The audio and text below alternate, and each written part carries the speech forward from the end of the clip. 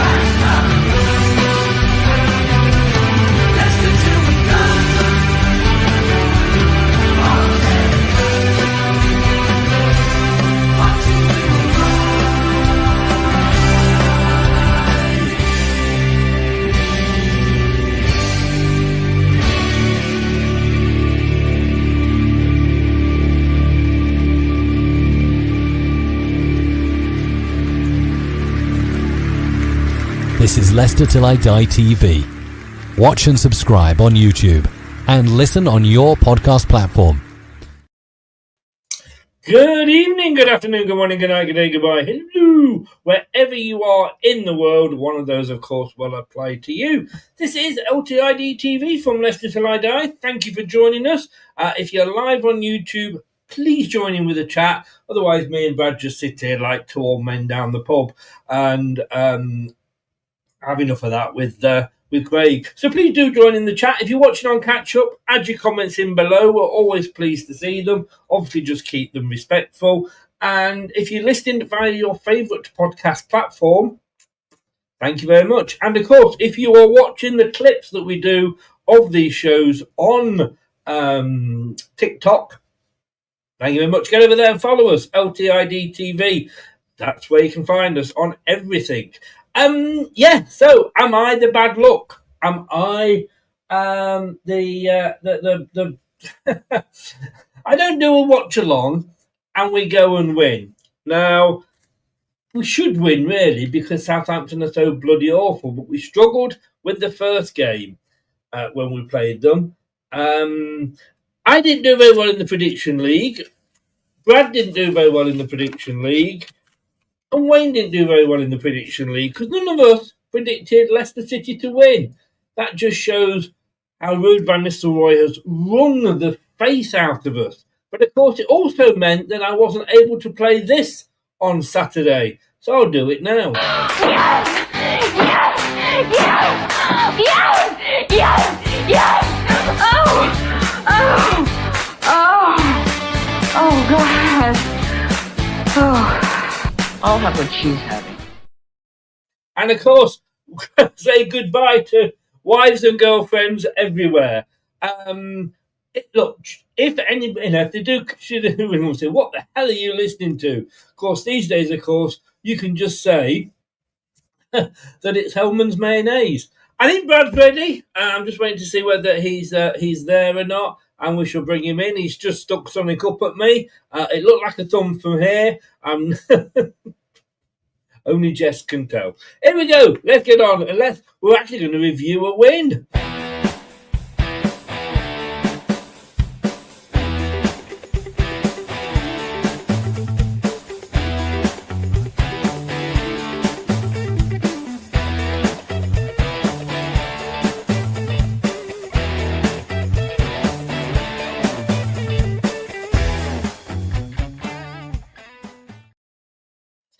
Good evening, Brad. How are you doing? I'm doing okay. Apparently, the camera on my laptop isn't doing that okay, but I'm doing all right, mate. Good. I must admit, you do look like you're Osman bin Laden in a cave there. It's a bit dark. Can you see me, mother? Infidels, all of you. Now, let me see if I can sort that out. Might because I've got my lights a bit down. There we go. Lights, camera, action. That's better, isn't it? See you know. Turn it off quickly. Turn it off. Sorry. Jesus. I'm going to leave that up there. I spent a long time doing that, celebrating that we actually got a win. And look, it's nothing to shout home about, is it? Really? I mean, we know we beat the bottom club and we beat them a lot easier than we did earlier in the season. I didn't see it. I decided that why should I give up 90 minutes for the match plus all the watch-alongs and what have you before for a team that couldn't be bothered to turn up? I got to say, and I asked this earlier, and you very much had the old fence between the arse cheeks, and Craig actually replied. What did he say? He said, "I said, were we that good that we won, or was it the fact that we were playing probably one of the worst team that has ever graced the Premier League?" And Craig said, "We played okay, but we probably had a little left more in the tank if needed. They were really the worst team to visit King Power this season." That says a lot when you come to think, Leicester, isn't it? But Yeah. I mean, what? I mean, we shouldn't build too much into one win, should we? Against them. No, let's face it. Look, we won a game. It's nice. We kept a clean sheet. I'm going to get this out the way before the floods start. I've got about 18 witnesses watching now. I said it for weeks and weeks and weeks. Stolarczyk should be playing over Mads. We rushed him back. Mads has been playing with an injury. Shock horror. He goes off the pitch. He's in goal. We win. The last time Stolarczyk played in the Premiership, Tottenham away. What was the result, Chris? Was it 2-1? I believe so. So in 2 games, we've scored with Stolarczyk as our goalkeeper. And I'm not saying that one person makes a difference to a team, but we scored 4 goals and conceded 1. Yes. Now I'm sure Stolarczyk would have conceded goals like Mads had throughout the rest of the season in between the gaps. I'm just saying, Chris. Yeah. I'm just saying. No, it needs to be said. It needs to be said. And of course, you're in the goalkeepers union, so that's quite a big thing for you to say. Yes, Chris. One thing that did not annoy me, well, it did a little bid. It actually did annoy me a little bit, right? Is there was things that happened off the pitch, mainly in the crowd. Chris, you didn't obviously watch the game, but if you listened to the crowd and you was, I don't know, sitting there having a beer, not really watching it, we had it on a background noise, you would not have been able to tell me who the home team was if I said, look, Leicester playing Southampton. And you went, oh, if we played them at home or not this season, I can't remember. Is it home or away? I said, guess by the crowd. You would have said Southampton, right? Because let me play you out. And this is... anyone that went, I'm sure anyone on this channel that's viewing that went wouldn't have been in this minority. But we haven't won since January 26th. We were beating a team that, all right, rightly so, we should be beating. Let's have it out. They are the second worst team, Chris. Derby County, still holding that true record. Good on them, right? Right. But we were actually winning a game. We should have been enjoying it. And I heard little tongue-in-cheek songs of we're going down, whatever, right? And there was murmurs about sacking the board, blah, blah, blah, as there has been over the last few weeks.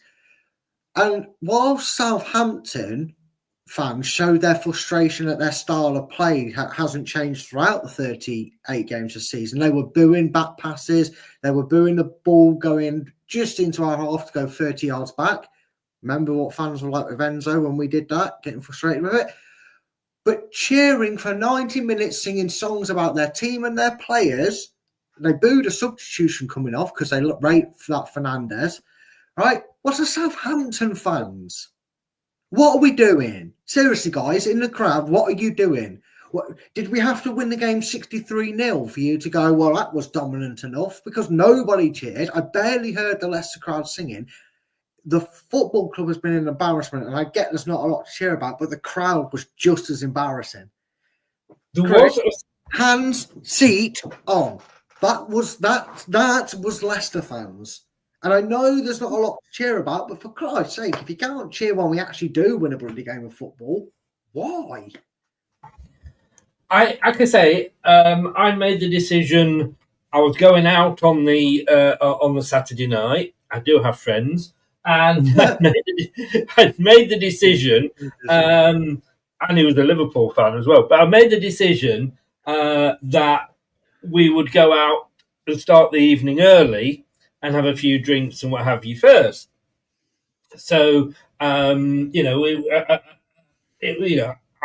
I wouldn't have done that because I'd have been doing the show until maybe sort of 6 o'clock ish and then gone straight out. But I decided, no, sod it, I'm going to go straight out. So, like I say, maybe I should do that next week. Who knows?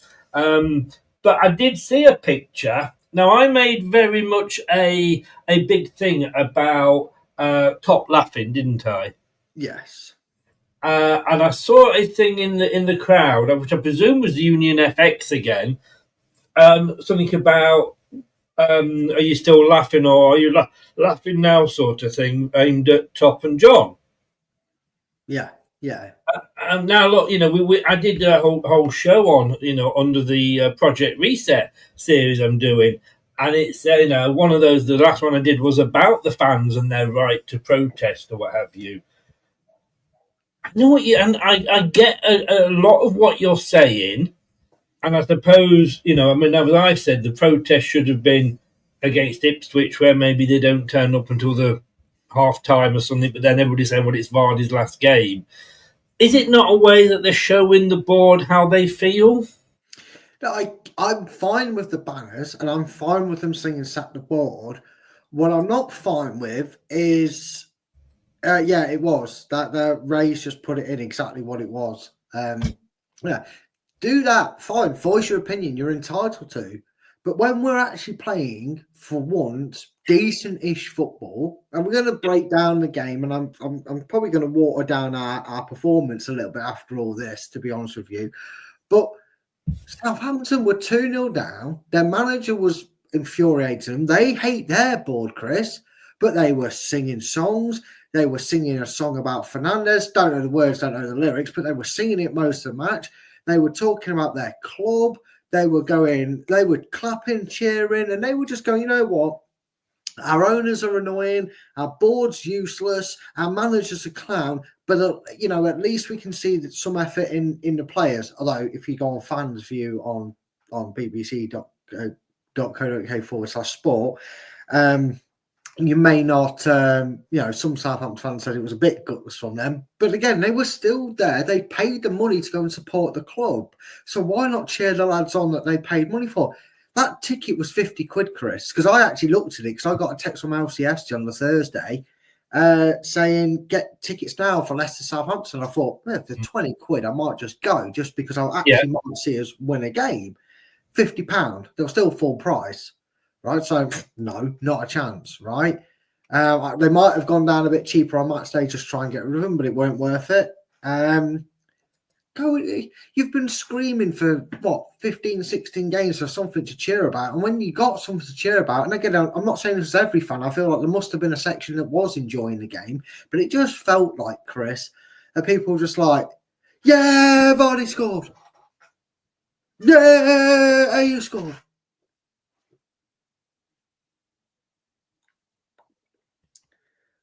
Now, look, you know me, and I play devil's advocate in a lot of things, and I don't always believe 100% what I say, but my job as host is to play devil's advocate and put the other side away.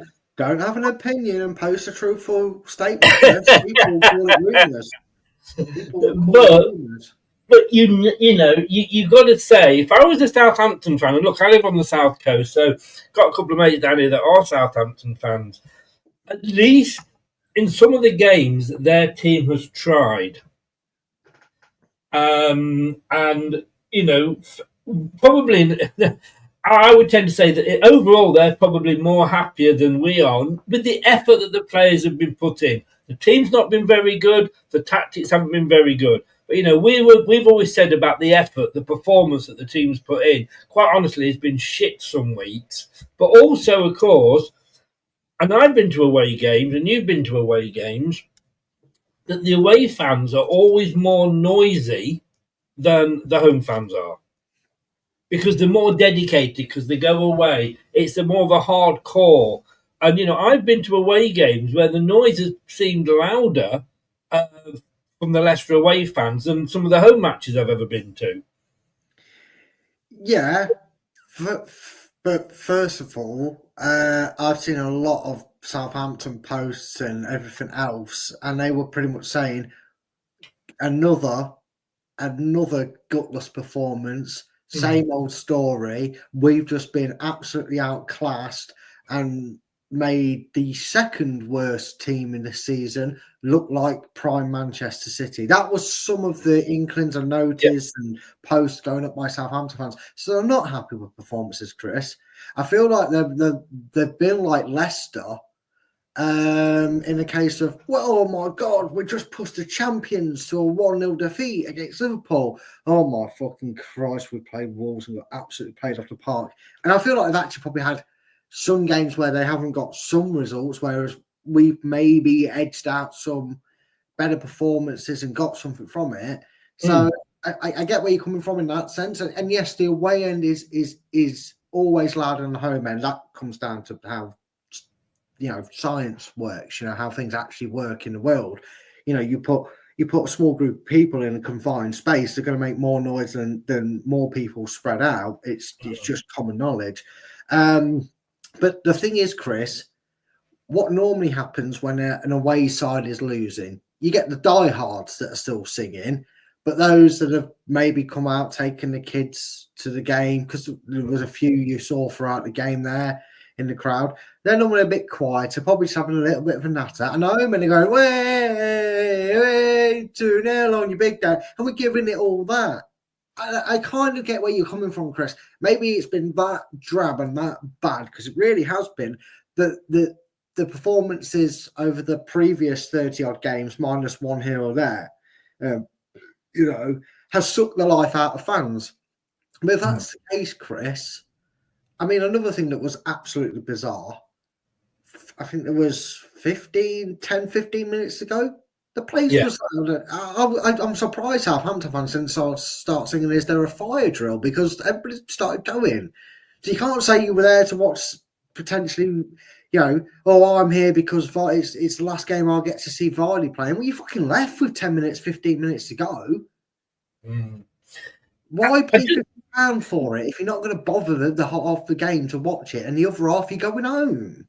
I just think it's the malaise that the club is in at the moment. Then don't go. Don't turn up. That will tell the club. That will damage the club more than you going, oh, well, I'm going to pay £50 to go and see, but once it goes wrong... in fairness, though, the majority are season ticket holders, so they've paid for the ticket anyway. The individuals that may have paid for their ticket... Yeah, no, I get that. And I'm one of these that when I used to have a season ticket and I used to go, I always left with about 5 minutes to go because I wanted to beat the traffic. Yeah, I always want to advocate that there's reasons to go early, and that. But mass droves is where I kind of go, I don't think you all want to suddenly beat the traffic, because if you're looking around, you realise you're not going to beat the traffic when there's 10,000 fans already left. Yes. 5 minutes before the end of stoppage time, I understand you've got elderly people, you want to beat the traffic. Yeah, your name's Chris, and you just leave early anyway. That's a bit confusing. Can I just say though, when I left, I used to share the driving with the editor at the local paper, who was a mate and a Leicester fan, and I used to wait in the concourse, so I could see the end on the camera, because they filmed it, didn't they? So I could see the end of the game, but then I've got that bit of a head start, and it's the queue to get from your seat down into the concourse that makes you late with the traffic. Look, let's have a look. The game, 2-0, we won. Hey, 2 strikers on the pitch, both of them scored. Vardy, and we're going to come on to him later, and the 199, etc. But it's just good to see. I mean, that when we got relegated last time, do you remember who the bottom club were? Southampton. Do you remember what club beat us twice one of many clubs that beat us twice that season? Southampton. So that was the embarrassment. I think, we've kept Southampton on the 11 points so that they're equal with Derby. So that's a good thing as well. We cannot now finish bottom. Hey! We can finish 18th or finish 19th. We can't finish bottom. How shit must you be? See, where was that? Where was that? Hey, come on. Well, we've got Ipswich coming up. I mean, how they got a well. You see again. You see, look at their game against Everton. 2-0 down, came back from 2-2. Apart from, you could argue, the first Southampton game, that's a bit of a comeback and a bit of fight that we haven't seen this season. Well, yeah. And again, that's why we probably compared them to Luton Town of last season, because they've never gave up, even when they're down relegated. They've come up against an Everton side who will want to finish as high as they can. Yeah. And like you said, Chris, not only did they go 2-0 down and come back, but it was just a great performance from them. And, that will hold them well next season, because if you're looking at the three sides that are going down, Chris, and I know Southampton have this Tyler Dibley, baffles me how people think he's worth 100 million, because he's fucking crap. I'm sorry, I know he's 18 or 19. I think it's just Southampton think he's worth 100 million. I think you need to knock a zero off, because he's absolutely dreadful.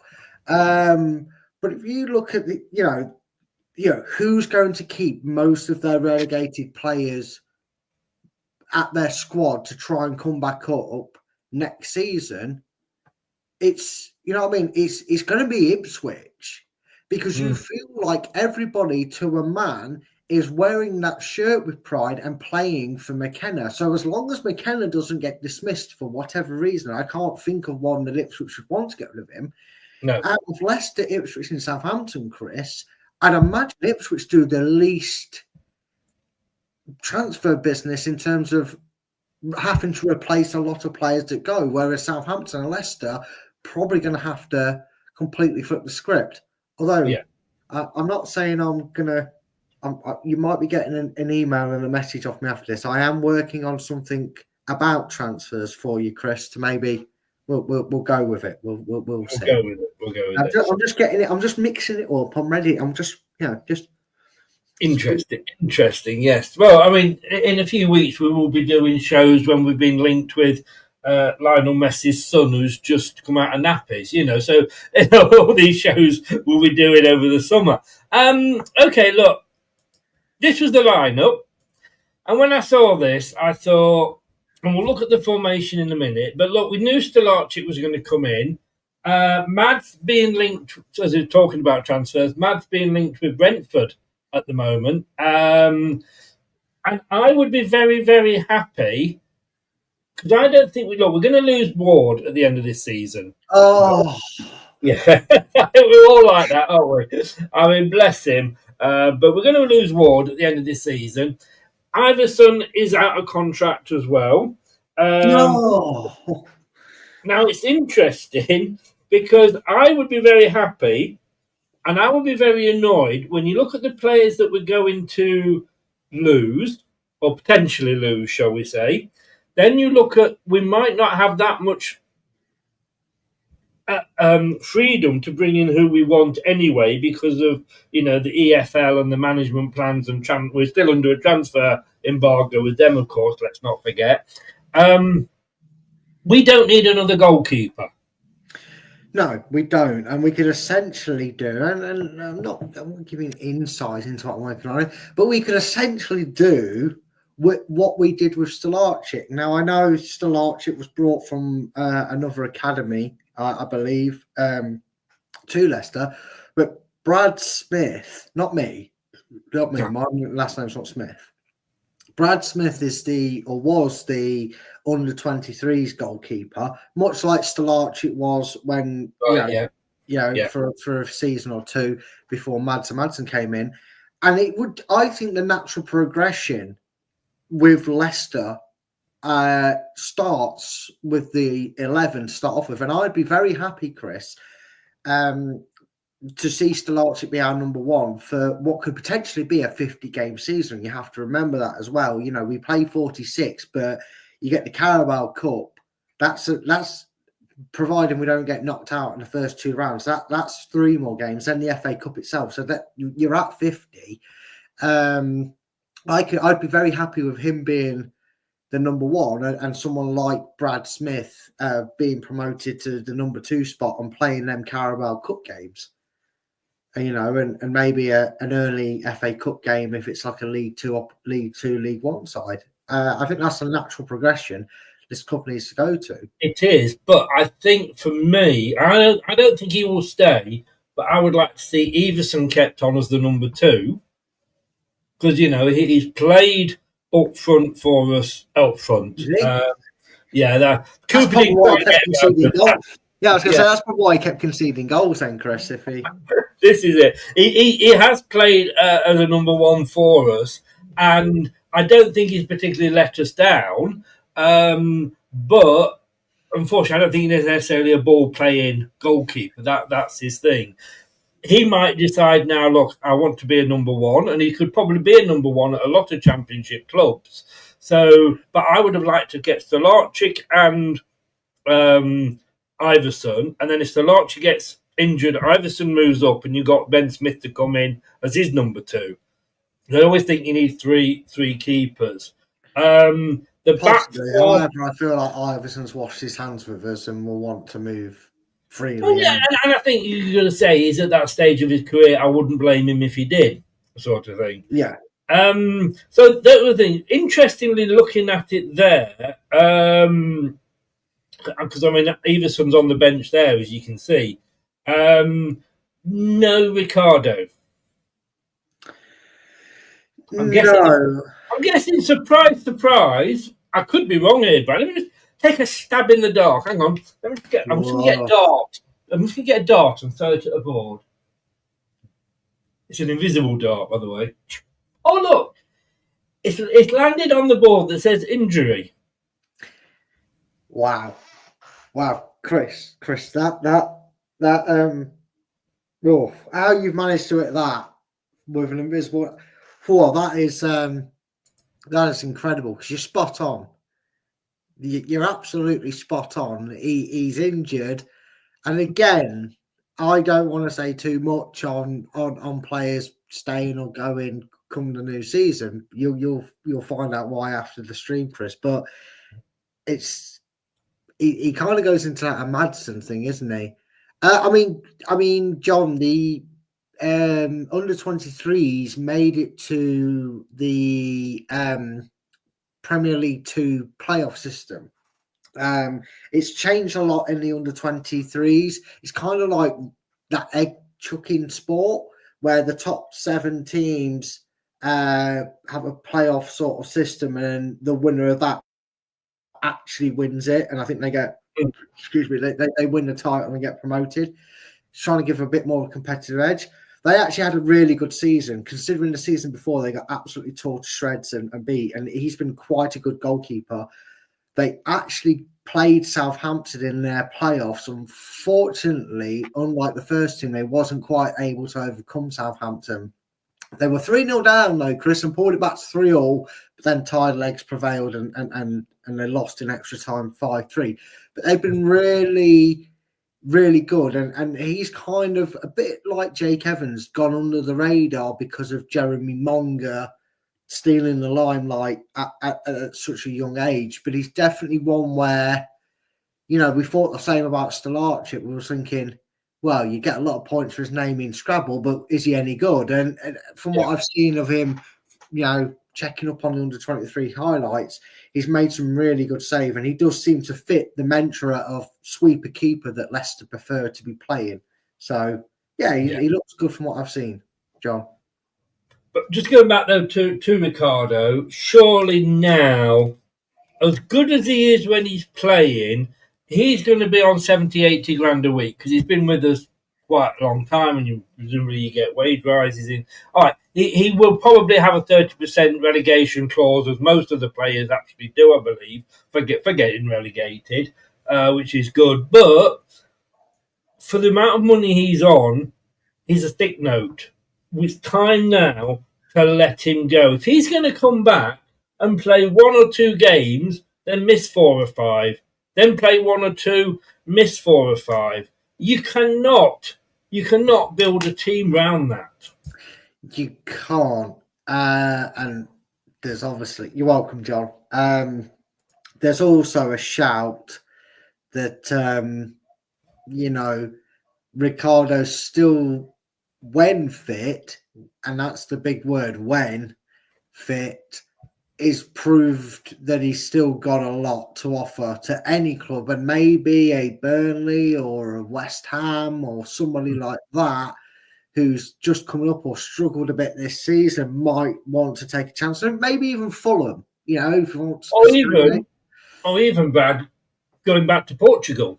Or going, a lot of these players to a less intense league. Yeah, and that could be it, because there is always that little itch you have, don't you, Chris, where you go, oh, we could, but if we let him go now, but what if he's in the dressing room and we keep him around and he's the experience? And you know what I mean? That's the, and I don't like it, Chris. I'm not saying that's what I want, but what I'm saying is the manager, whoever is the manager, as long as it's not this clown, might say, do we do with him what we did with Wes Morgan? Keep him there because of what he brings to the dressing room. And that's what Leicester are going to lose a lot of, you'd imagine, over this summer. And that's the only way I see it being. I get what you're saying. Don't disagree with that. You like Casper was that voice. Whereas Morgan was, like you say, probably even Mark Albrighton. But can we do? I mean, if you've got a decent manager, you shouldn't need your players to do that. No, you shouldn't. But you do still have to balance experience with promoting the youth. I take you back to the very happy day. Well, we wasn't happy for the club being down there, but the very happy days of the League One season. We had a lot of youth products. We had Alan Shin. We had. But we're going to be facing next season. Yes. Manager of Cardiff, I believe. Yeah, it's funny how it all works out. But you've got Cardiff went down. Oh, it's Swansea then, is it? Yeah, Swansea it might be. Anyway.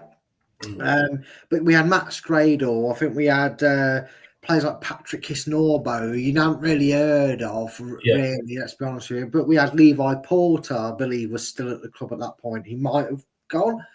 But, we had youngsters. But then we had Matty Fryatt, who'd been around the block for a few years. We had Steve Howard. We still had Dribs and Paul Dickoff, even. Remember him? His middle name was Yor. So we had that experience in there, and it helped you get across the line, didn't it? You know what I mean? Yeah. No, it did. Wayne says there, I don't know if you know your camera's off again, mate. It's a shame about Ricky P. Just don't say you want to put him down, Brad. Stuart says my quote, Chris, about the vet. I'm not happy. Blue tinted as well. You need to have words, Chris. He's stealing my sources. I'm going to copyright. He is. Ricardo was a concussion sub against Wolves. That's why he wasn't allowed to play. Wasn't Wolves a week ago? Yeah, but with a concussion sub, they have a period time off. But I've not been awful. 7.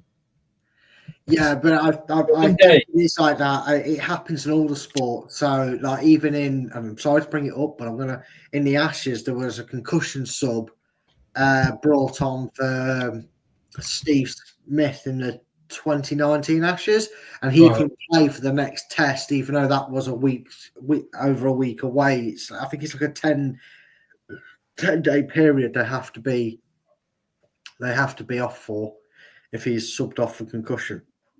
Like the ref in but will the ref be able to I'm just googling it. That ref will not ref now for that was his debut as well. What a crap it debut. Was, yes, yeah. In football, missed the next match. I'm just interested. I just think when it's a player substituted due to suspected concussion generally misses the next match. I will thank you, Stuart. I didn't realise that. I really didn't realise that. It doesn't say how long, but it usually misses. Usually the precaution is miss he could miss the game, like, for example, on Saturday, but then he could play on Tuesday night. It sounds weird, but they just have to make sure. Well, yeah, okay. I mean, yeah. All right. I mean, thank you, Stuart. Like I say, I didn't realise that. Look, there's the lineup. So I want to go through this with you. guess where I'm going to start, Brad. Just have a rough guess where you think I might start. Is it with that number 3? No. Oh, is it? You're very close. You're very close numerically. Is it the number 4? Oh, come on, Brad. Come on. Number 2? Yes, we got there. You started and you worked your way across. Yeah. Look, I didn't watch the game, so I don't know. Sort of, is it difficult to say that a player had an absolutely brilliant game when you play in the equal worst club that the Premier League has ever seen? I'd be honest with you, I don't think he had that brilliant a game. I don't know. I didn't watch it, but you know what I mean. And the reason I say that is I think a lot of fans were easily fooled into thinking Justin had a good game because he didn't really have too much to do. He was very much defensive focused, and Southampton were very compact in the middle, so he had a lot more freedom than he's been afforded playing on that right side. I'm not saying he had a bad game. He actually had an okay game, a pretty decent game, but he didn't actually have a game that he's been up against consistently all season where he is having 2-3 players down his side and he was going walkabouts elsewhere. It was very much, I can focus on my job and I can get forward when the opportunity serves, which is the sort of player that Justin is because he's quite reserved on going forward. We've noted that throughout the season when Ricardo's been fit to play the difference between them. So it wasn't. I think fans have got a bit over the top there, saying, "Oh, what a brilliant game Justin had." He wasn't as over. No, I'm not saying. But what I'm saying is, he's been shit in that right back position all season. To put it bluntly, he has been awful. If you grade in his season, which we've got that show to come up when we look back at the grades we gave earlier on under Cooper, to me, he's not getting above a C for his season. Not his fault necessarily. Yeah. But when we've got that right back on the bench, the guy we bought for £2.5-3 million. Don't tell Rudy brought someone. Sorry, I forgot Rude might be listening, Should he be playing in that position at all, is what I'm saying.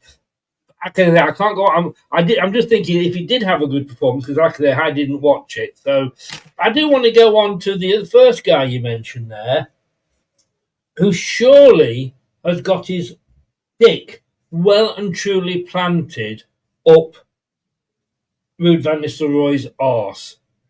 They're one of those, those clip-on toys that you can get where one bit clips onto another. I'm sure if you buy Ruud, you get phased with it. Now again, look, with playing the bottom team, I don't know if he had a good game. I just don't think that he should ever wear the blue shirt of Leicester again. No, he'll probably finally get his wish and move this summer, and Leicester fans won't lose any sleep over it. To be fair, Chris, when you asked me about Donkey of the Day, I'm going to give a little spoiler here. It was nearly phase because he did his trademark thing where he got the ball, got it out of danger, and then passed it straight to a Southampton player. Luckily, Southampton are as terrible as they have been all season, Chris, and it came to nothing. But he did try his best to still shoot himself in the foot. He must have a cracking shot on him because he's done it a lot this season. But again, Chris, I mean, this will tell you how little work the defence had to do, Chris. Stolarczyk's only save was a header that kind of floated towards him and he caught it. Apart from that, Stolarczyk could have been playing chess with someone in the stands or sat in the stands and running empty seats. Not suicide chess with Wayne. No. This was the good kind of chess, not the suicide chess. Get going. Yeah, he could have sat in that south stand with some of the empty seats that are available during the game. Stolarczyk was that unneeded. I bet Mads is kicking himself. You could have injected him for another week and he could have played. Medication, not drugs, kids. I'm saying like he could have had the injections for his injury because he could have rested his foot. He could have put his feet up, literally. We'll come on obviously to players a bit when we do the ratings later. Look, your love child was dropped. Boo Boo. Didn't he used to be with Yogi Bear? He did. Anyway, and they used to steal a picnic basket. Yes. And your not so favourite player, Skip to the Loo, was put in. Now, look, I don't know how anybody played this game, and I'm not even going to contribute to the ratings because that would be totally unfair. But I think Skip, look, we like to pick on a player, more than one. I'm the world's worst. I'm picking on FaZe all the time. But Skip, for me, to me, when I pick on FaZe, it's warranted because I've seen him play every single fucking game, and I do not know why. Skip, yes, he was 20 million, and it might be that he comes into his own in the championship, but that's for next season. He may, be the new wings. But I don't think it's been easy to judge him because he hasn't played enough. If we're judging Skip on what he's done, then we should have branded Iheanacho the same way at this stage because he was like this when he first joined Leicester. He hardly ever played. Partnered in Didi. Tell me, Brad, what sort of, and I know he's not your favourite, but what sort of game did he have? To be fair, it was probably one of his better performances. He allowed Ndidi to just sit in that middle and marshal things while he just went gallivanting around the pitch. Now, he did leave gaps to allow Southampton to attack us, and again, other oppositions would have punished and exposed Leicester, which has been evident throughout the season. So there's no guesswork on that one there. But yeah, there was a slight reason to feel a little bit optimistic about Oliver Skip being one of the main players going forward for us next season. Still needs to sort his hair out. Just either creep us all out and go bold, or just do a Wayne Rooney, mate, because it's just weird. Or do a Bobby Charlton and have a coma. Yeah, maybe. But yeah, honestly, decent game. Played reasonably well. Again, maybe you solved the Gerard Lampard issue that Ndidi and Samari were having because they both seem to complement each other a bit better. And even though it's a defensive role they're supposedly playing, they were a lot more in sync together, if you will. Yeah. John says here, is Ben Nelson available now the championship is over apart from the playoffs? He would be available, but we can't play him. We haven't registered him because he's obviously gone off to on loan. Depends on his age. Depends on his age. But I don't think if you've loaned a player out a season, that if their season finishes earlier, I don't think you'd be allowed to play him. Well, Sammy Braybrooks featured for the under-23s, I think. I don't know. I would guess not. But again, depending on his age, let me check it. Ben Nelson, if he's under 21, because their season is finished. Yeah, he's 21, so he technically classed for it.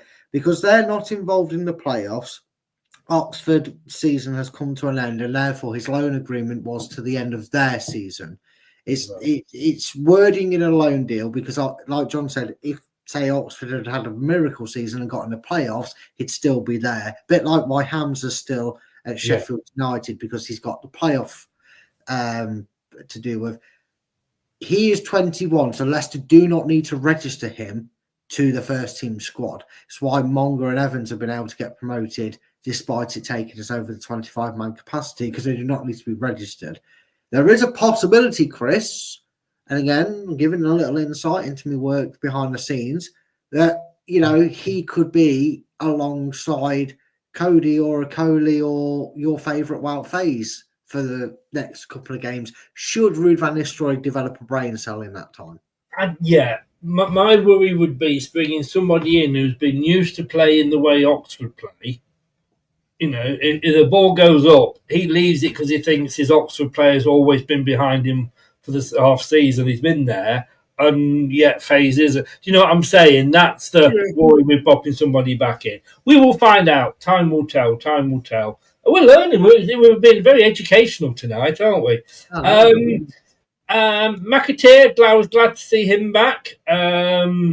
Ayew, were you surprised at Ayew? I mean, what I don't get with Ruud van Nistelrooy, if you look at Ayew and if you look at Bobby DeCover-Reid, and again, I know it's only Southampton, this performance, but those three, McAteer, Ayew, El Kanous, so much better than having DeCover-Reid on one of the wings.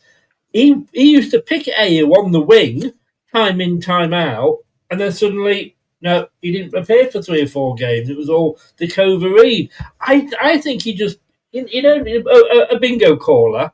Yeah. Puts his hand in and he goes, number 18, you're in the team.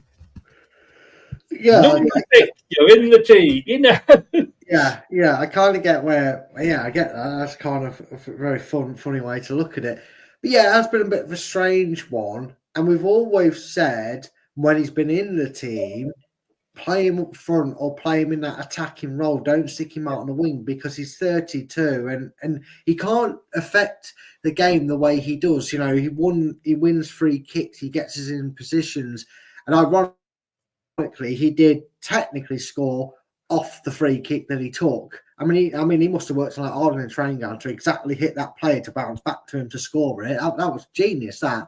But no, I mean, for once, Chris, we actually saw him in a position where we got the best out of him. And it was good. And then also at the same time, Chris, it was very frustrating because you look at certain performances. And again, it's Southampton. I get it.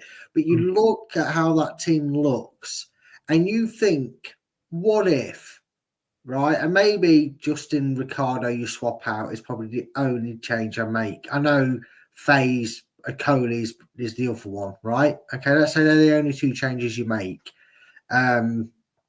You probably want to get your love child Vestergaard in there, but I'm only taking them. No. I would be happy with Cody and Coley. Yeah, right. Why isn't that how we lined up for the last 10 games? Because Steffi Mavididi can come on as a substitute. You know what I mean? You can swap Kanous on the right and take McAteer off and put him on the left, or you can even ask Steffi to run down the left, or come on for Vardy if you need a striker option that doesn't fall over his own feet like that does.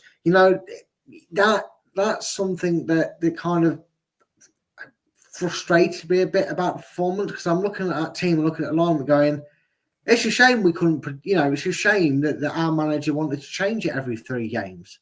Yeah. I want to just quickly look at the goals. First of all, we've just mentioned Ayew's goal, but obviously we'll go to Vardy's goal first. What a move. That, and again, we have to accept, if this sort of performance had been put in against a Liverpool, although they lost, of course, or a Man City, I'm not saying we'd have won, but if we'd been putting these performances in against the we beat West Ham, didn't we? But against the Brentford, those lower teams, who knows, is what I'm saying. Yeah. And that move, Thomas, my God, what a turnaround. If ever a player looks and says, they've loaned me out, I haven't got any future at the club, look at Luke Thomas this season. All right, other players haven't been that good, but what a first touch ball. Even he got it off El Kanous, gave it back to El Kanous, who had loads of space for once, crossed it in, and it was like we have criticised Vardy so much this season, and quite rightly as well, but that was turning the clock back 4 or 5 years, Vardy, wasn't it? Yeah, it was. The whole move was, Chris, Leicester countering at a pace, Leicester moving the ball slickly down one side of the field, getting a crossing, Vardy smashing it in. The whole thing rolled back the years to like 2016, 17, 18, all the way back, all the way up to about 2021 sort of time. That was Leicester's bread and butter, how they moved the ball. Now, that's why teams got so nervous about pressing at Leicester, because they thought, oh, if we give the ball away here, though, so-and-so is going to pass it down to so-and-so, and then the ball's going to be in our net. And that was a wonderful goal. If only he'd have smashed in that penalty against Wolves, that would have been a brilliant way for him to get his 200th goal. Yes. I mean, the commentator said he's going to struggle to top that for his 200th goal should he get one. Mm. And then the free kick. Again, it's very easy to look and say what an awful free kick it was. And in fairness, it was. And let's be honest with you, I'm surprised Ayew is not known for his free kick taking, is he? Let's be honest with you. But credit where credit's due, and this is what the Palace fans were saying to us when we signed him. He's got the brain, and he was first to that rebound. Yeah. And, you know, we have seen attempts where they would have hit the wall and the Leicester players have just gone, what do we do now? Well, he didn't. He sort of saw it coming back and said, I'm going to have a go at this.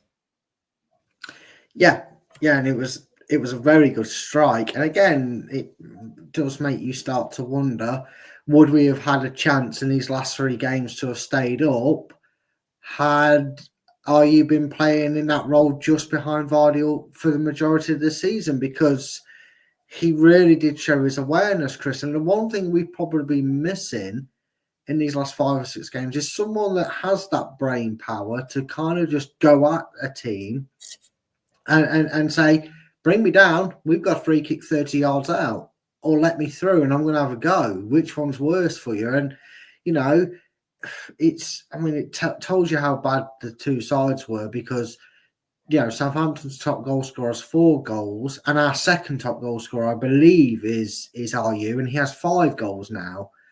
You know, Jamie Vardy is head and shoulders with 8, but head and shoulders. Sorry, mate. When you say head and shoulders, you'd be saying like head and shoulders with like 27. Yeah, but he's doubled Southampton, so in that respect, he is, isn't he? No, fair play. But right, let's have a look at the substitutes. They weren't made very early, but the first one there, Ayew came off for Monga on 70 minutes. Quite late for a substitute. I mean, was it almost a case of Rude going, actually, we're winning this, why do I need to make any changes? A little bit. And I think because of how the season's been, he probably went, you know, I could get Monga on now. Hour gone, 65 minutes. I could make 2 subs. Oh, yeah, but if they score 1 goal, and then I think not long after the first substitute, they had that goal ruled out for offside. And, you know, that you know what Leicester's like, Chris? You concede 1, the next, you know, we're drawing that game, or we're having the reversed on us what we did to them at St Mary's, and that's the last thing you want. You know, it's been bad enough. You just want to see the victory out. So I think that played its part a little bit in delaying the sub. And also, Chris, like you said, you kind of just want some players to enjoy it for a little bit. You know, that's why there's a cluster. Talk me through those substitutes just very briefly. Good, bad, were they needed? Were they the right substitutes? I mean, we've been saying this for a few weeks now. We might as well get as many minutes out of Monga as we can. Yeah. In sort of the hopes that we can maybe niggle away at convincing him 50 games next season being a regular is better than going Man City, who will probably just loan him out anyway, Chris. That was what I'd be trying to sell him to. I'd be trying to sell him that Pep probably might use you, but why not go there? You know, anyway. Oh, loan him back to Leicester. Well, yeah, I mean, that is one option you could do. It would Alan still Smith. Remember Alan Smith? We did that with Alan Smith, didn't we? Yeah, the only issue is I think Leicester need Monga to sign a professional contract. Otherwise, he can go for what will be criminal. The way he's looking, Chris, and he looked really good against Southampton. He's probably one of the few performances you can really look at and with any intent. So it was good to see him come on and get a good 20 minutes, not 4.5 minutes like some of them did. And I think it was a good choice because he offered a lot going down that right. He was a menace, Chris, for the time. We'll leave Samare and Daka out of this because we know what they are. But Golding and Evans, well, Evans had 5, was it 5, 11 minutes, I think it was, because there was 95 minutes played. And Golding, well, what was the point? Well, I think Golding is definitely Leicester's way of saying there's a few names that are going to go, and in his department, that's where the space is going to be. So, get him on, give him, remind the fans that we actually brought him, and then who knows, Chris, Nottingham Forest, Bournemouth, and Ipswich, he may get more and more time. But it was good to see Evans come on. He's a forward. Very tricky player that can drift out on the wide, which is why he came on for McIntyre, because he can drift out that way. And, he's got a lot of goals and assists for Leicester. Well done, Prashant. Oh, okay. Okay. Yeah, I was just reading that, just trying to get the gist of what it says. But yeah, I think it was good to see him get 11 minutes. I mean, I bet he wished he had the same stoppage time as we had in the first half. It was 12. So yeah, it was good to see it. Again, he's one that Leicester will at 15, Chris. 15 years of age, he's made his debut in the Premier League. Yeah. The thing is, as well, the good thing is that if it does go to a tribunal, the fact that he's got some Premier League minutes under his belt works in our favour. Yeah, that is something that obviously Leicester will know about, and that's probably boosting it up. But it's not like they're just chucking any old bloke into the team to get them there. But this is what I said to Rob Tanner. I said, for God's sake, at least use him, so at least we can say he's in our plans. Look at this. And Daka, well, and Sumare, why would be the question there. Very quickly, I think they were more shut up shop, put the CDM on, and waste a bit of time. Who else are we going to put on? Yeah. Look at that. 14 shots. Good God. And we actually had slightly less passes, slightly less completed passes. We made less tackles and we conceded less fouls, though. But look, you know me and stats can be read one of two ways. The only stat I'm taking out of that, and yes, again, we have to qualify this with the fact that it was only Southampton, but 14 shots at last, double figures in the shots department.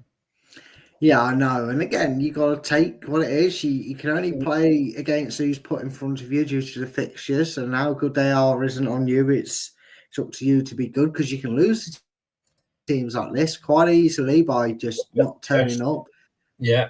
Almost like it was a start to go back to the we don't need the ball technique there, wasn't it? I know it's 49-51, but normally we sat here going, well, we had 3 shots, 0 on target, but at least we had 55% possession, whereas it was opposite way around. So somewhere where they actually had it as 50-50, but it depends who you read. No, we'll take the L on that one to win the game. It's all right. Yeah, we will indeed.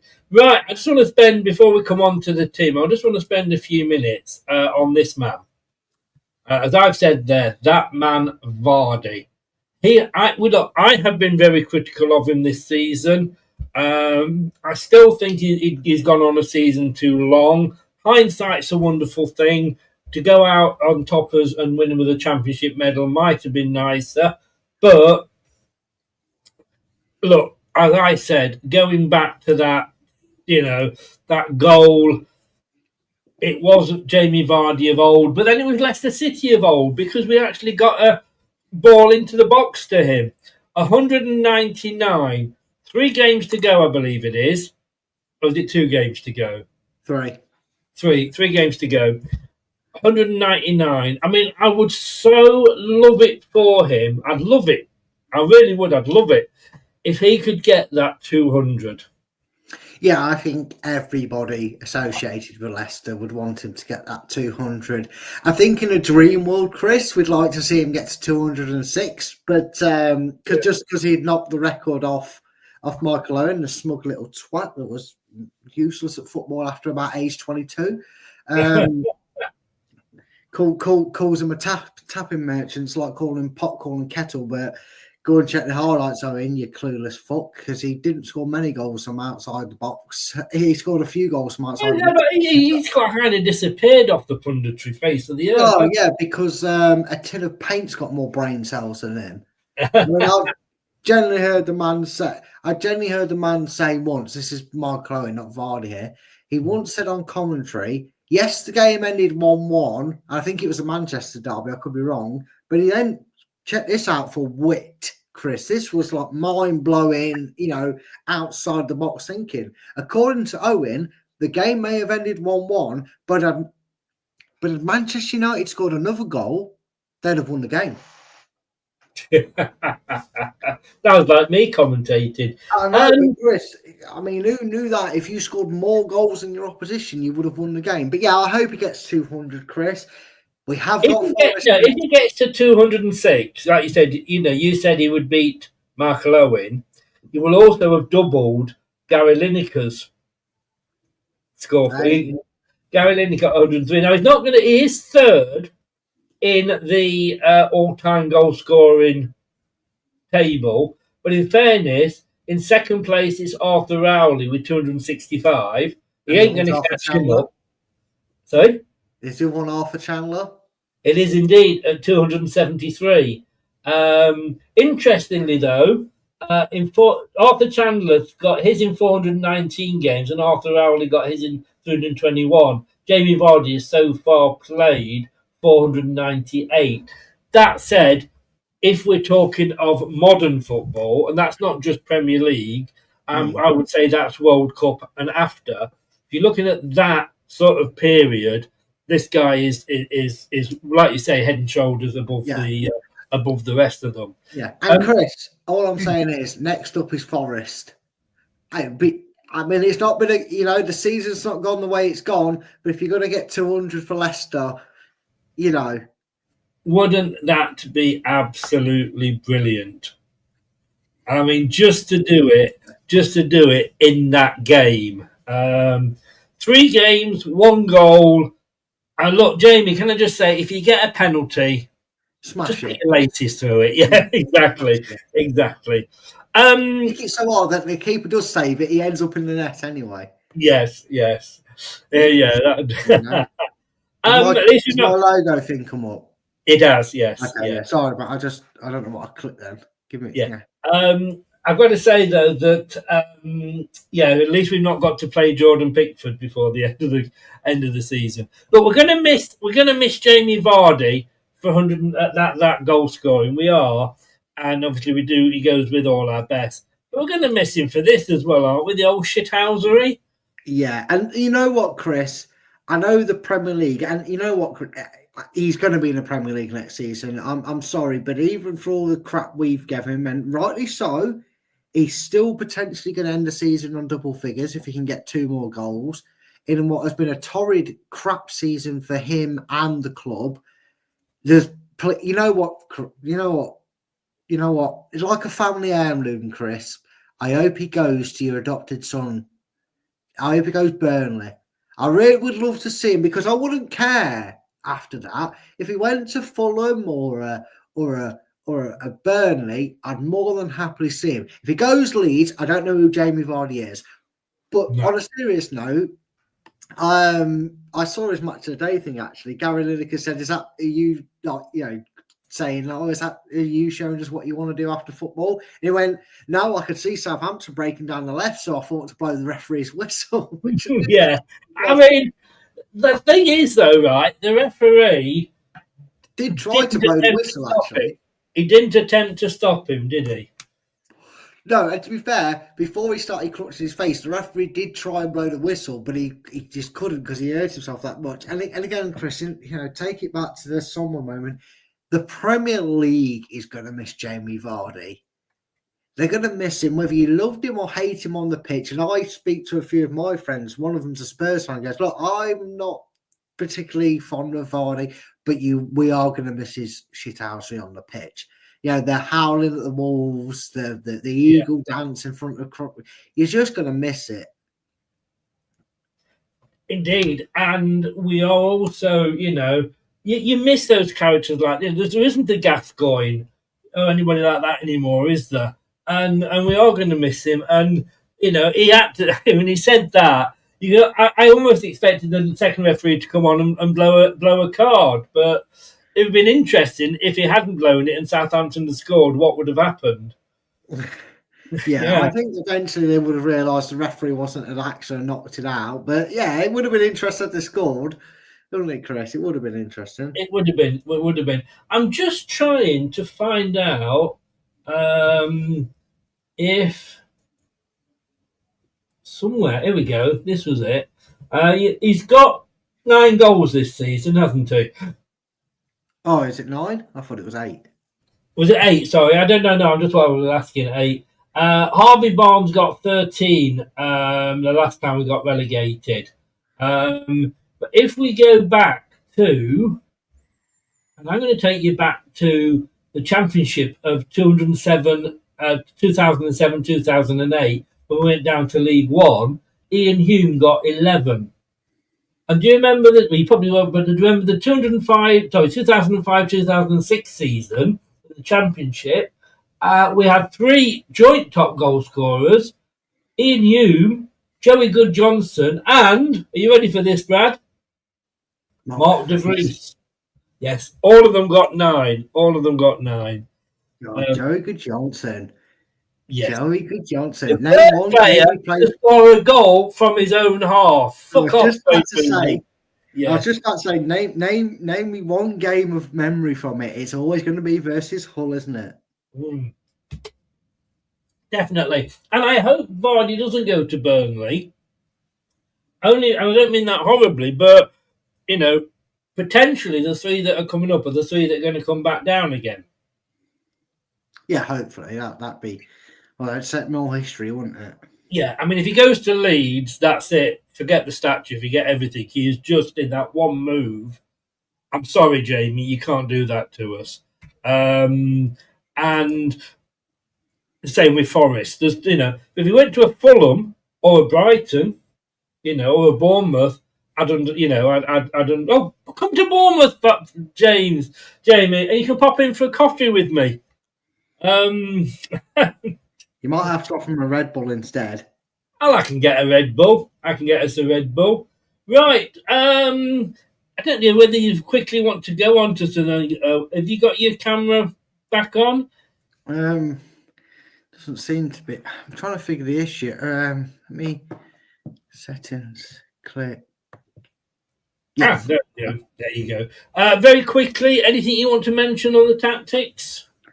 Yeah, I don't have a board, which will disappoint a lot of people because there wasn't really much to go on. It was more like a pre-season than anything, wasn't it? Yeah. Last on match of the day, and probably in fairness, quite rightly so.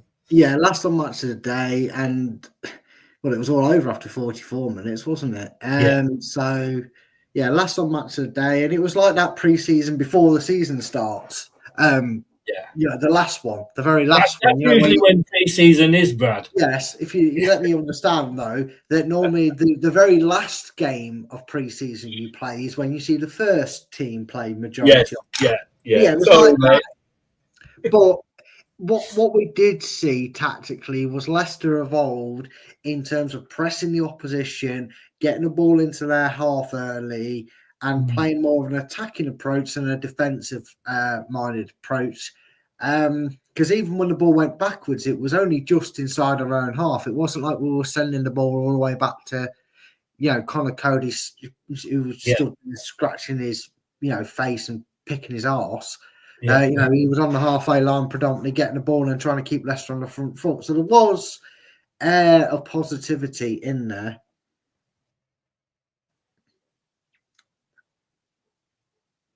That's it. Oh, that's it. Sorry.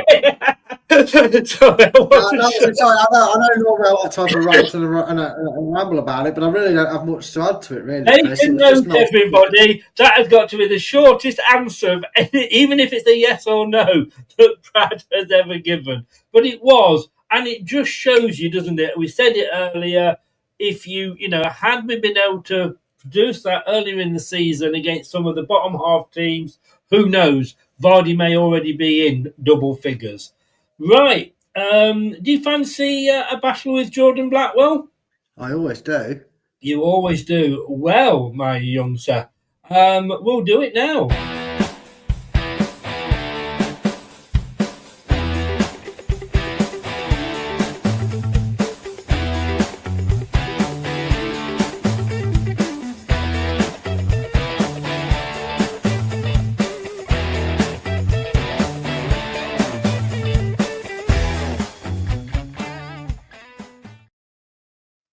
Okay, Prashant, thank you very much. Apologies for going off topic. Good to hear your copper's gone. Well, it's going to go because I'm going to the doctors tomorrow. So it's going to go just before I go to the doctors, isn't it? Still haven't seen my granddaughter yet. That's how bad my copper's been. But here we go then. Right, so anybody who knows this bit, Jordan Blackwell does his player ratings. He does them straight after the show, straight after the match. A lot of the time, he does talk a lot of nonsense. And what we do normally, Brad and me will give our ratings. I can't this week because I didn't see the match. It would be totally unfair of me. Please join in the chat. If you are going to put a mark against the player and let us know what you think, please. So, for example, don't just put 4 rights to Larchik 4 so we know who you're talking about and then you can join in. Right, so player ratings, Brad. Should we start with the starting 11? Well, usually how we do things. Yeah, Jakub Salarczyk, a clean sheet, and the Pole had to make one very good save to earn it, instinctively diving to parry away Iheanacho's header. It was strong all-round showing from Salarczyk, who didn't look flustered under pressure with his feet, playing calm passes, even when rushed by Saints attackers. He gets a 7. 7? 7. Yeah, reasonably reliant. Again, has already shown Leicester fans what he can do, not just at this level, but obviously in the Championship when he's, had to fill in for Madsen. Definitely gives us a lot more confidence than the certain Welshman we've had in between the sticks at points this season. Who would that be, I wonder? I don't know. Danny Ward, riding through the glen. He was definitely stealing a living from us and giving to the poor other teams, weren't he? I knock him over, Brad, you had him in. Yeah, I know. That's how it goes, mate. We work well as a team. Yeah, I mean, look, did what he needed to do well. Considering he didn't have a lot to do, he was alert when anything did come his way. Little bit susceptible to the goal that was ruled out for offside. But apart from that, Chris, pretty easy day at the office. Maybe Madsen's been the jinx. Who knows, Chris? Maybe it's not you. Maybe it's just Matt. I've got to say, I didn't know they'd had a goal rolled out for offside. There's not been on any of the highlights. Yeah, there was. It was a cross into the box, and the player who scored it wasn't offside from the cross, but his striker counterpart got a flick onto it when he was stood in what was an offside position, and it went into the net. And Jakub kind of fell into the net with the ball. It was a bit clumsy, but minus that, it was relatively good performance. I've got to agree with a 7. 7. Has John, and Craig's given him an 8. And Prashant's gone 6. Ooh, harsh, Prashant. No, I'm joking. Up next, James Justin. He used the space in front of him and well at times, racing out of the back 3 with the ball to get City moving forward. He was combative too, and certainly did his bit for the clean sheet. 7 again. Was afforded space by Southampton, but you play what's in front of you. You ran into it. Had an easier time of things. Again, probably due to the quality of the opposition we was up against. Fairly solid, 5.5, 5.5. 5.5. Craig has gone. John has gone 6. Craig has gone 4. Ooh, so both of you are lower than what's he called? Jordan. Couldn't think of his name. I was about to call my nickname for him, but we can't air that. Connor Cody. More adventurous passes, never found their target, and he didn't look totally comfortable when dragged wide into one-on-ones, but he read play well from a central position at times and kept the back line organised. 6. I'm going to take my bias of what I think of Connor Cody at the moment out of it. Look, kept a clean sheet. Again, tried some audacious passes that were never going to work off because he's not Maldini. He's not, he's not any of these, he's not an Emmanuel Vidic. He's not a quality player.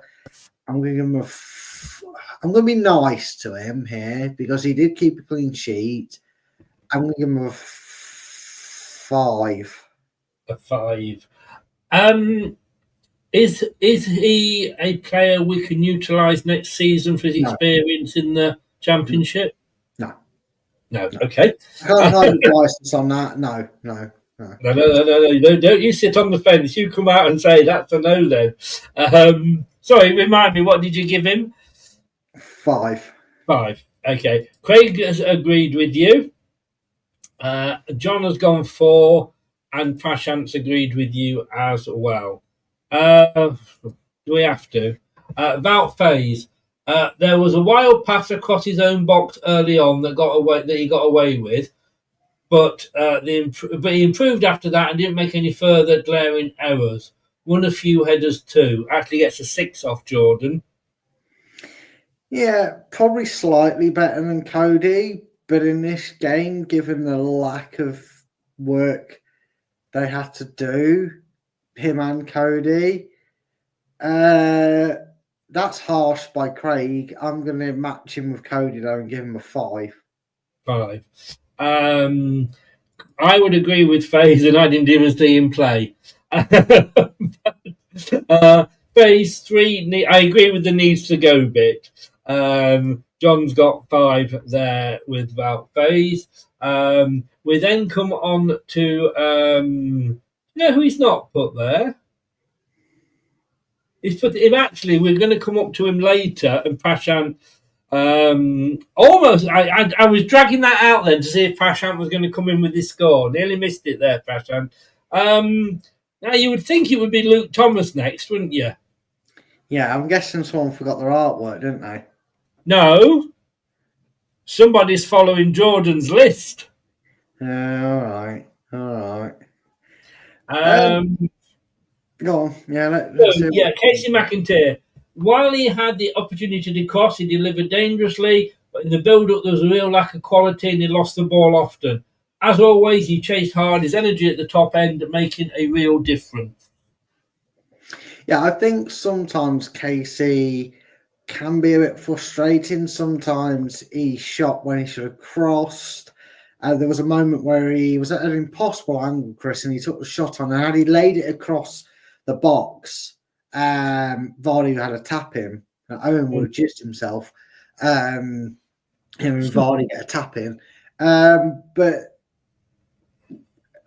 he compensates for not always being great going forward and losing the ball because of his effort to get it back, retrieve it, and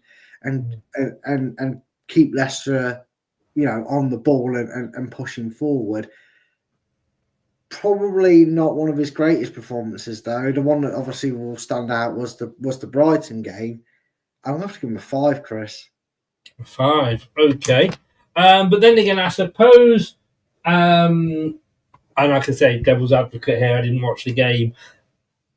We would be moaning if he wasn't taking shots sometimes and playing it back. True, but there was probably some opportunities where he chose to pass the ball on and he could have maybe had a shot himself. And then, he's young. We'll give him that still. You went 5, didn't you? Mm-hmm. Craig went 6. Prashant went 4. And John went 5, and he agreed with you there. Coming up next, is it Luke Thomas? No, it's not. It's Wilfred Ndidi. He played. Don't ask.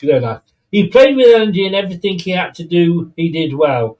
but there wasn't a lot for him to get his teeth into, so poor was Southampton. He gets a 6. Yeah, again, I think you're starting to recognise a pattern of how Leicester really didn't have to get out of neutral gear, let alone, first gear. Went about his business easy. It felt like a bit of a training ground routine. Still wayward passing that a team more switched on and more ability would have cut out and put us on the back foot.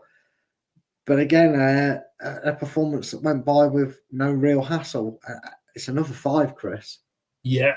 And I think we should, you've got to accept as well, you can only play who you're out against. We know that. We've said that every time, you can't choose who you're playing. And when you come to think last week, I think we were giving 4s out, weren't we? And 3s. I think you gave out a -10 at one point for somebody. I can't remember who that was, but I'm sure you did. But we have to take in the fact that this is Southampton. Craig's gone 4 and John has gone 5. Right, next up, is it Luke Thomas? No, it's Oliver Skip. There was a really poor pass early on that brought mass groans, but he recovered quickly, and when he started to play more instinctively, he looked better. Moving the ball forward with precision and intent, he raced back to win the ball too, although still commits too many fouls. 7. Yeah, I mean, compared to other performances, it's probably one of his better ones, but his performances were that it wasn't really hard to do any worse than them. Got in players' faces. His yellow card maybe even could have come a little bit earlier, so he was a little bit lucky, but chance you on while you can.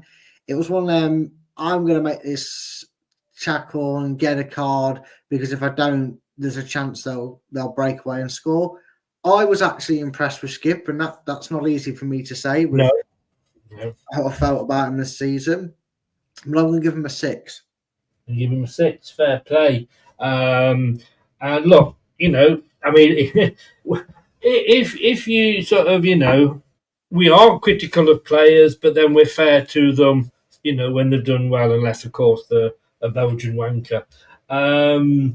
But Craig's given him 5. Prashant's given him 5. And John actually gave him a 6 as well. So we'll skip on past Oliver, shall we? Who's up next, Brad? Oh, I'm out of numbers and shirts. Jordan Knight. Louis, we got there. Where are we going? I don't know. Oh, I thought Oh, come on. I fed you that one, Brad. I fed you that one. Don't ask me why, but Luke Thomas is in this order, and it's just easier for me, obviously, to count down the order as we go through them. Don't know why. He played, Luke Thomas. He played on the front foot, trying to intercept high up the pitch, while he linked terrifically with El Canus. The duo played intuitively. Sorry, I had to think about that one. Don't ask me to say it again. He was quieter in the second half, but wasn't troubled defensively. Got a 7. Yeah, there's always 2 aspects to a wing-back's game, that you kind of either get predominantly one or the other. And this was really another case of it.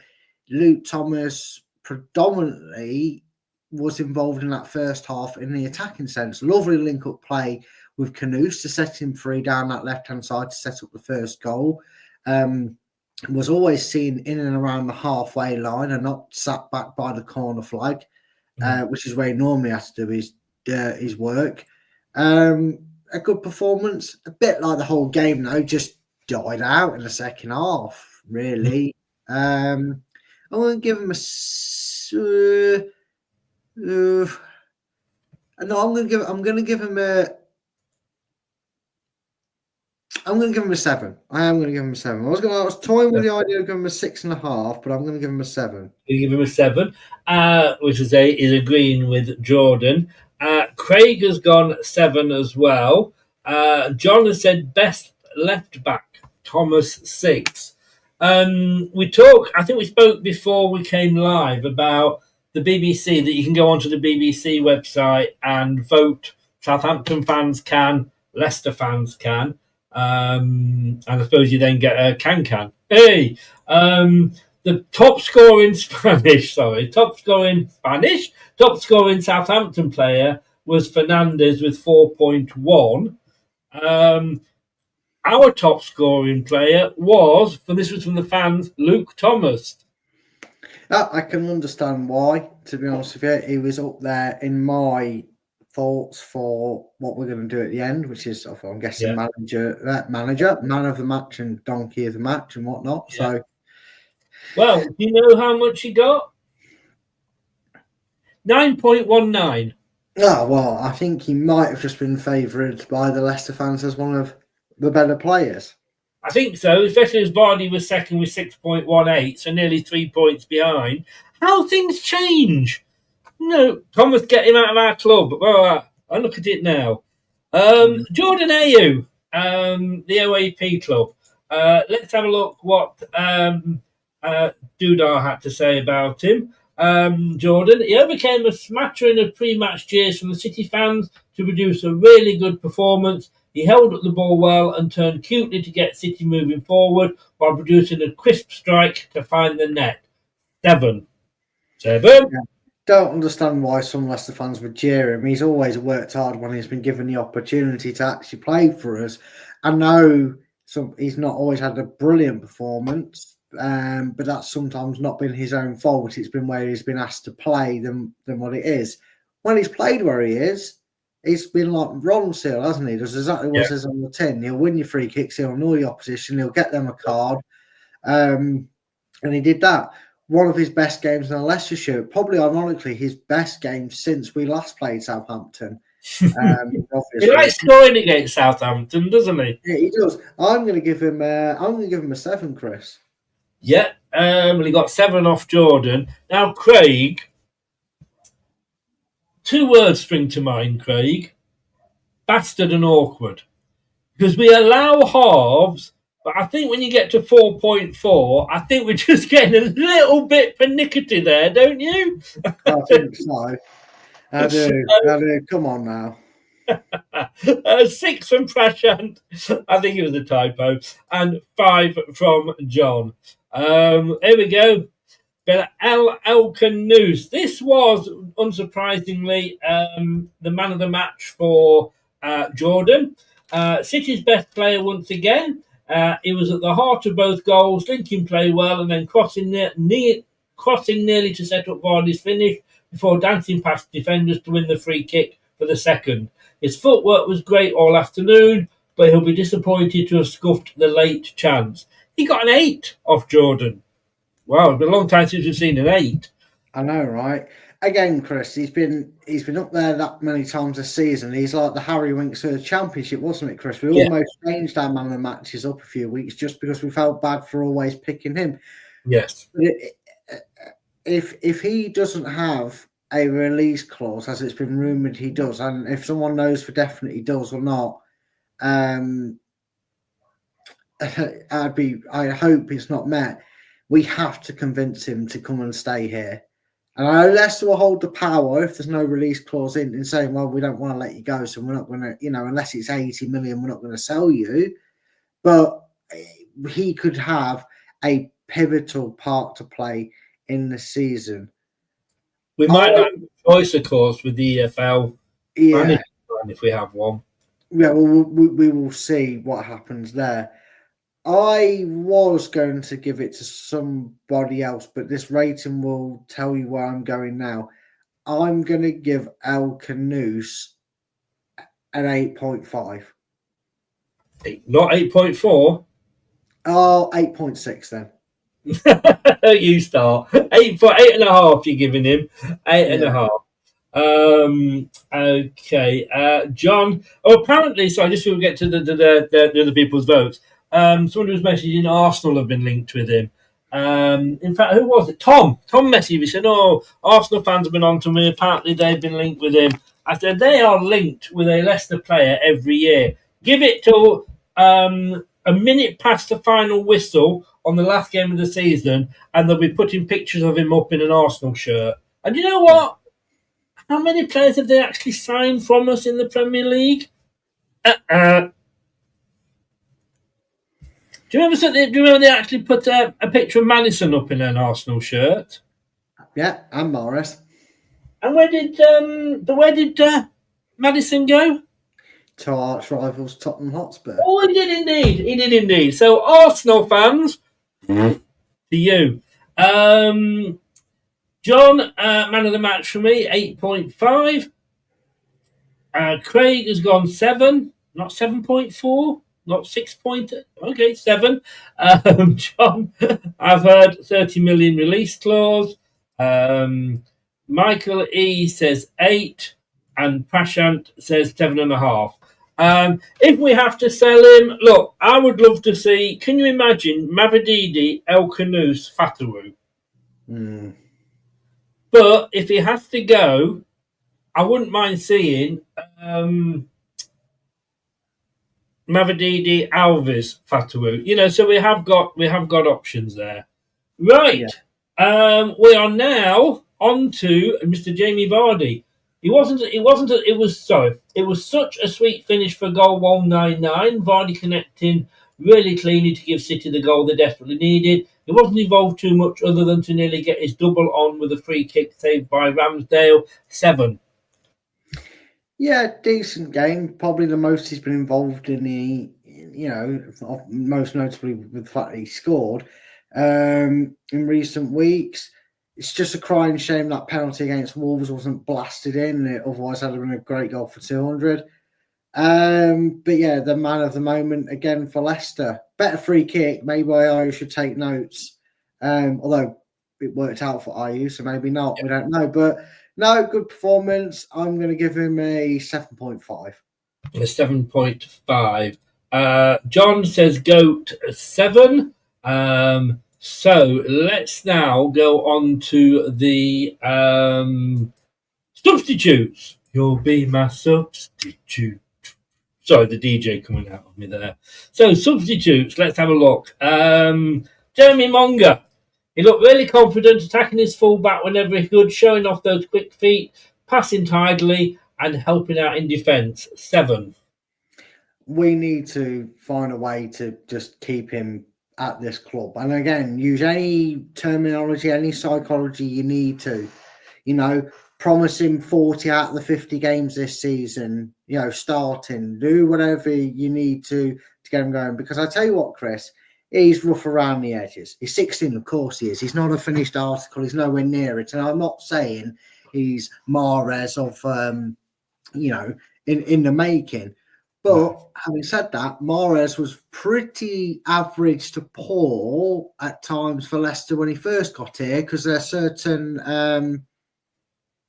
what was his name? Anthony Knockart was keeping him out of the team, wasn't he, Chris? Yeah. But then a season in the Championship, following season in the Championship when Knockart left us, he blossomed. Now, if Man City want him, that's fine. Leicester don't stand in the way of the future. But if we can convince this young lad to stay around, he's going to fetch us some money in a year or 2 years' time, Chris, because he attacked without fear. He got stuck into challenges. He worked hard to win the ball, retrieve the ball, get forward. He was in good space. There was an attack that came away at the end of the game for Khanous where he could have fed in Vardy, which would have probably been the harder pass, or he could have played it to the right and fed in Monga and he could have got his first goal for the club. He is, again, far from a finished article. I don't want to get too excited, but there's a part of me that also says Michael's on drugs giving him a 4 and that we may not see many more performances. I nearly gave him my man of the match because I just thought it was refreshing to see such a young, raw talent really going at it and playing like he had something to prove. Now, whether that's to potential, new suitors Man City or to prove that he wants to do a job for us, at least a season at Leicester, it was good to see. But I'm going to give him a 7.5. Because I was very close to doing it, but then he's more like me, special mention who you'd put in. Yes, yeah. No, we didn't do that this week, but yes. It would have been my special mention for it if we'd have done that. That's fine. Now, all the other substitutes didn't get a mark off him because They weren't really on the pitch that long. I'm gonna give Evans a 6. Well, no, Because he showed a bit of grit, but the rest are all an 8. Yeah, no, so the rest are all an Sapara, 8. he just said he barely touched the ball during his few minutes on the pitch. Yeah, I don't want to be harsh because we've won a game, so I'm just going to give him a 4. Came on. Jake Evans impressed me. Yeah, busted him up to get up in support for a late breakaway, but couldn't be found by Daka. Anyway, 6. Mr. Daka himself fell over to laughs from the stands early on, and he will get stick for not finding Evans with the breakaway, but it was well defended. You know, when you asked me before we did this show, Don't give anything away. Don't give anything away. I tell you what, to not give anything away, I'm not going to give him a rating. No, that's fine. And finally, Michael Golding, a debut, but not yet a chance to even touch the ball for the 5 million summer signing. 94th minute, Rude, you're just running the clock down. What the fuck? 5 million for this guy. Why haven't we seen something of him this season when the first team have been so shit? Oh, take my notepad and read it, Chris. Yeah, not available because, like you said, he quite literally didn't touch the ball. No. I mean, he was running the clock down there, Rude, wasn't he, really? Right, so, finally, management. What are you going to give Rude for his tactics, his team selection, his substitutions? Look, I mean, if you break it down to what he did, he got youth on the field. You know, he's obviously trying to leave with some form of a good light by giving Leicester's potential future stars minutes to hopefully get, like you said, with a tribunal, Leicester to kind of go, well, yeah, but he's going to be in our team, so we really need him. Maybe, who knows, we'll see what happens with these players over the next 2 to 3 months. I think he got things spot on, Chris. Again, you're managing against the second ever worst Premier League side. It's not hard to get things right against them, but he did, and you have to give it credit where it's due. It might be the last time I say this about Rude, but he actually got things right. I'm going to give him a 6.5. Okay, 6.5. Oh, Craig's gone -5 there. In fact, can I just say, it was me that went... Go on. No, I was saying it was me that went -10, and that was for Wout Faes against Wolves. You actually went -3,000 for Cody against Wolves. So I think that was done with a little bit of anger at what he posted up about 20 minutes after the game finished. Quite probably. But you say what you think. Right now, as you know, Alan Bennett. We have our great thanks to Alan. He has been supporting Leicester longer than I have. He's older than me, and he goes to every home and every away game, and he sees these things. We only see what we see on the telly. He's at the ground, and he gives us a team performance and a man of the match from what he sees on the on the pitch, so to speak. So he gave a 6 for the team performance. Yeah, I think even though the numbers of individual performances have kind of been up and down and fluxing, I think a 6 is a fair result, because whilst I'll say you can only beat what's in front of you, I take you back to what I said not long ago. Leicester didn't even have to take the handbrake off to beat Southampton. And they reckon they've got a £100 million talented youngster in their squad. Well, I'm still looking for him now because, 6 is a fair shout from Alan to give it. I'm going to agree with him. Yeah. Of course, unless Jordan gave a rating, then I despise it and it's wrong. He didn't. He doesn't do this. Man of the match. Again, was yours? Well, let me show you who Alan's was. I think we probably all know where this is going. El Canoes. It's difficult not to give it him this season, like you said, a bit like Winks last season. Maybe that says something about the rest of the team. Would you agree with that? Would you agree for Bilal? Yeah, I would. I think if there's one person, once he got started in Leicestershire, he's never really let us down. I was a bit worried at the start of the season. I was saying to Jess, I'm not sure this guy's got it. He just seems to get thrown off the ball too easy, tries to do too much. And whilst he still had moments where he still tries to do a bit too much sometimes, he still always gave 110%. And he could have had 2 against Southampton. He had one that he killed just wide, and that chance where he hit it instead of passing it off.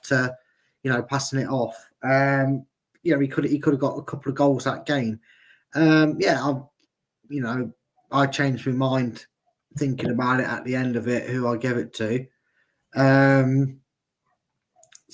think Bilal's a good shout for man of the match. Now, normally I pick this, but like I said, I couldn't. So I passed the torch on to yourself. You originally you went for a non-player, didn't you? Yes.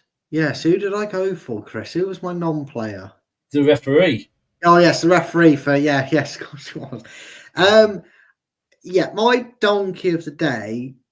Well, there he is, ladies and gentlemen. Now I know a lot of people don't like him, and he's one of them players that he's like that kid at the sports day that who's fucking useless, but you just want him to do well so he feels better about himself and doesn't get all the parents saying, why does he play for our school's football team?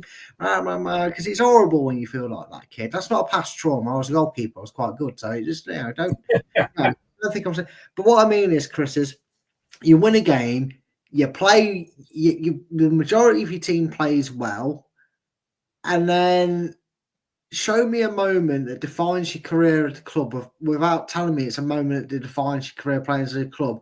And the commentator got it spot on, Chris, because that's exactly what he said. Daka broke, the ball was played in front of him, and it seemed like for a second he was getting ahead of the ball, and then the next thing you know, Daka's on the floor, the ball's dead, and Southampton break away. And the commentator I was listening to literally said, well, that pretty much sums up Daka's time at Leicester. Really? When you asked that question, joking after referee, that was the quote that stuck with me. And I feel bad picking a donkey when they've just won 2-0 because I don't really think there was any donkeys per se. But that one moment, sum up your time at Leicester with one clip, it would be Daka with nobody around him, no pressure, literally falling over the ball. He's had his chances, and I don't think he's going to be our main striker next season because he wasn't last time we were in the Championship, So there we go. Right, everybody. Let me just do that, and there we go. Brad, thank you very much, sir. Enjoyed that. Stay on the line if you can. We'll take your name and address and send you a prize out. That's what they normally say, isn't it? Yeah. But thank you very much. Can I just say, Prediction League? You had a good week last week. Yeah. Like everything good, it always comes crashing down, doesn't it? It does. That said, none of us had a particularly brilliant week. I think summed up by the fact that not one of us went for a Leicester win. Yeah, I think a lot of people would have had dodgy weeks. Maybe a few more points than us, but it won't be much more. Saying that, what somebody somehow get 4 correct results by going daft score lines like Man U, Brentford, or someone like that. If anyone's gone 4-3, you're getting 0 points because there's no way you predicted that without changing it. I could not believe that. And in fairness, Brad, I'm going to say, in fairness to you, you went 4-0. I know. What man you doing ruining it for me? I mean, I was gutted at 4-1. Then I saw 4-3. I thought, flipping heck. We both went 0-0. I should have gone because Wayne went 2-2 West Ham Tottenham. You went 0-0. And we were joking about me going 1-1. Yeah, see, you don't listen to me. When I say complete the set, Chris, you could have been laughing. And then here, oh, no. Yeah. Well, you got 3. I've got 4. And Wayne got 4, so nobody's ashamed there. Yeah. Brad, thank you very much, young man. Really appreciate this. Great show, that. We'll see you on Thursday for the next edition of the Premier League. and everybody else will prediction show. Everybody else will be back on Tuesday with the Foxes Forum. I've not thought of a subject yet. That would help, wouldn't it? We'll think of one and have it ready for 7 o'clock tomorrow. Thank you very much. I will see you all then. Smash the likes, subscribe, click that notification bell, and for purely for $1.99 a month, you could even subscribe and support the channel. It's been a pleasure, Brad. Take care, mate, and we will see you soon. And thanks to everybody. Get smashing those lights. Good night now. Good night. Thanks for watching. These videos are tremendous. You better like them too, or I'll be back. This podcast is proud to be part of the TalkSport Fan Network. TalkSport. Powered by fans. That will conclude this evening's entertainment.